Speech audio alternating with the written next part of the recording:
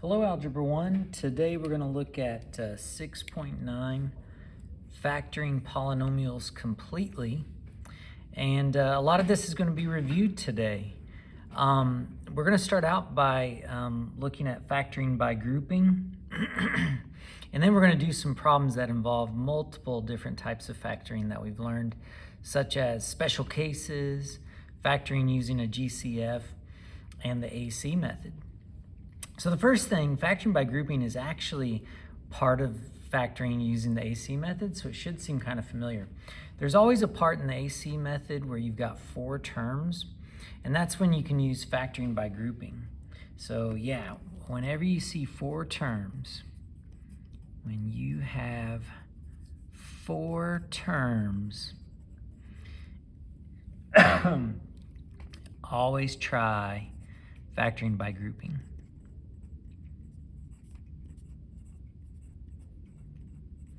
Now, before you do that, though, you do want to check and see if there's a greatest common factor that you can factor out. And if you notice, there's no x's we can take out because they all don't have x's. And there's no number that divides into all of them except for 1, but that doesn't help us to do that as our first step. So we're going to try factoring by grouping. We're going to group the first 2, group the last 2, and it's just like what we did in the AC method. Factor out an x squared. Divide, you get x. Divide, you get 3. I don't know why I'm saying it like that. Down here, back here, 2 can divide into both of those, so we'll take out a 2. Divide, divide. And then it turns out if it was able to be factored by grouping, these 2 will match. And then I call it factoring out the common binomial. You're going to take that binomial out front, and then that leaves behind an x squared plus 2.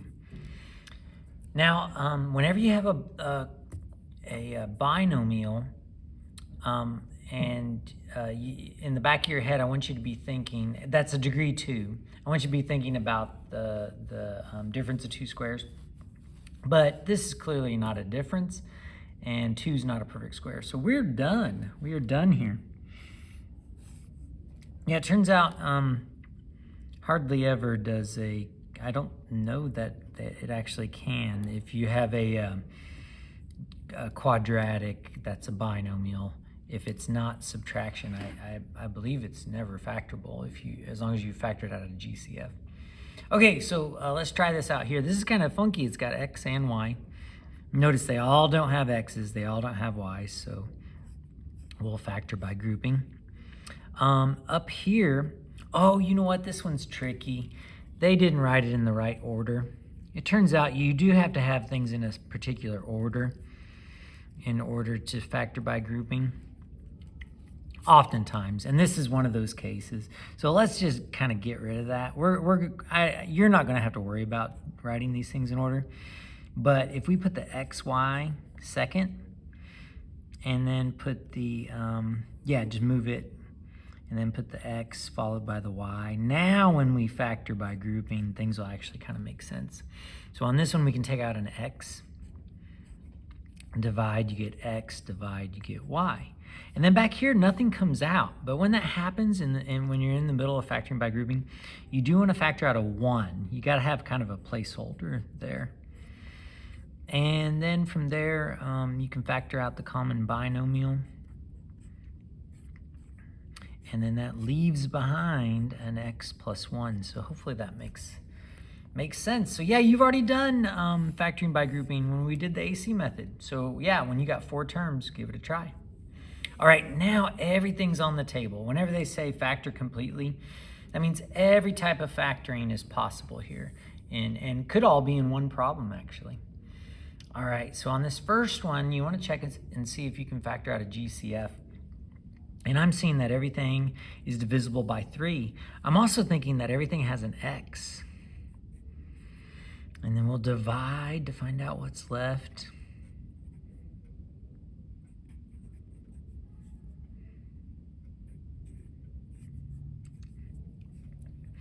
And then we've got a quadratic left over here.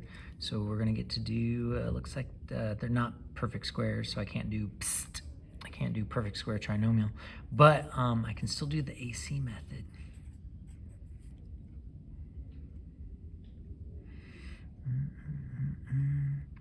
Well, you know what?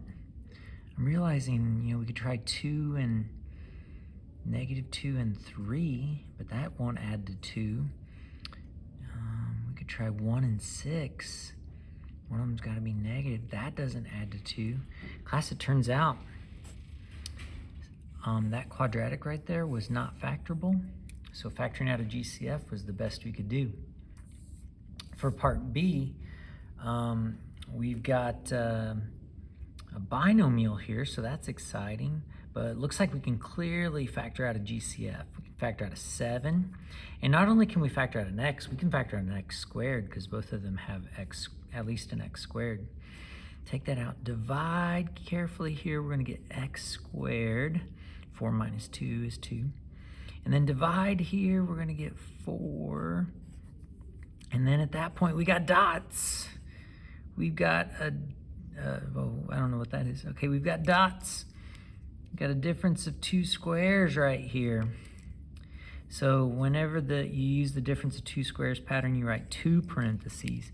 What times what gets you x squared? Well, that's x times x. What times what gets you 4? That's 2 times 2. And to get a -4, you got to do plus minus. All right, so factoring completely. And of course, you can solve equations by factoring. You factor and then do the zero product property. And keep in mind, to do the zero product property, you got to get it equal to 0 first. So we're going to subtract that 10x over.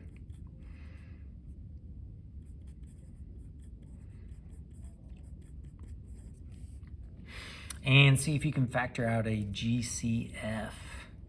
Oh yeah, 2, and everything's got an x.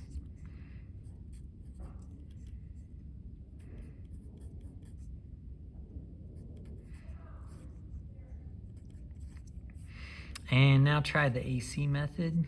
AC is -5. We've got to think of 2 numbers that multiply together to make -5, add together to make +4. It's going to be 5 and -1. So keep that 2x around.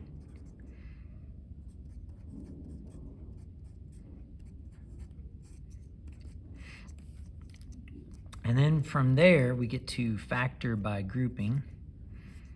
Make sure to group that negative with it. 2x is just hanging on. Factor out a GCF. Looks like we can take an x out, leaving behind an x plus 5. Back here, we can take a -1 out. We have to take the negative out. And divide, you get x plus 5. And then our factored form, factoring out the the greatest common binomial, or the common binomial, factoring that out leaves behind x minus 1. And we're done factoring. Now to do the zero product property, we're going to set this equal to 0, and you'll divide the 2, get 0. Set this equal to 0, you'll subtract a 5, get -5. Set this equal to 0, you'll add a 1 and get 1. And you're done. All right, for part B, factor out an x. They both have an x, so factor it out. We get x minus 6. There's not a quadratic, we're done factoring. Set x equal to 0, set x minus 6 equal to 0. You'll get those 2 right there. And then finally, on this problem, looks like we can factor out a GCF again. And after that, we've got dots. So we can write this as x. X times x gets us x squared. 5 times 5 gets us 25, plus minus. And then set each one equal to 0, and you'll get your answers. Thanks for watching.